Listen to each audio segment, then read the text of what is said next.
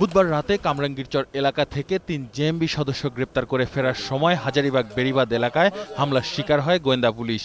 মোটরসাইকেলে করে জেএমবির কয়েকজন সদস্য গ্রেনেড হামলা চালালে পাল্টা গুলি ছোড়ে তারা।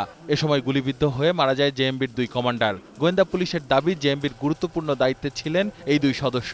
কেবল হত্যা, এসআই হত্যা এবং হোসনি দালানের ঘটনা, 3টি ঘটনায় পাশাপাশি মিরপুর থেকে পালিয়ে যাওয়া আসামি হিরণ ওরফে কামাল, ঢাকা উত্তর বিভাগের নর্দার্ন কমান্ড আব্দুল্লাহ ওরফে নুমান আমাদের উপস্থিতি টের পেয়ে আমাদের উপর বোমা হামলা করে। পুলিশও পাল্টা গুলি চালায় এবং গুলির এক পর্যায়ে তারাও গুলি চালায়।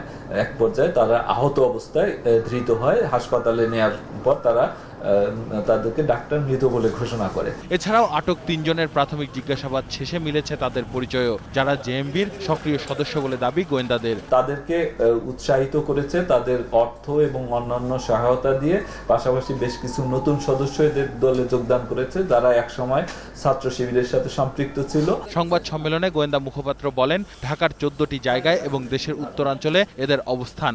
সাম্প্রতিক বিভিন্ন হত্যাকাণ্ডে উপদলে ভাগ হয়ে কাজ করছে জেএমবি। এই মুহূর্তে এরা ঢাকায় খুব একটা নেই, ঢাকার আশেপাশে পেরিফেরিতে কিছু আছে, আর মূলত উত্তরবঙ্গেই তাদের মূল ঘাঁটি। জেএমবির এই অংশের আরো কয়েকজন সক্রিয় নেতা পলাতক রয়েছে বলেও জানান তিনি। আসিফ সুমিত, 21 টেলিভিশন, ঢাকা।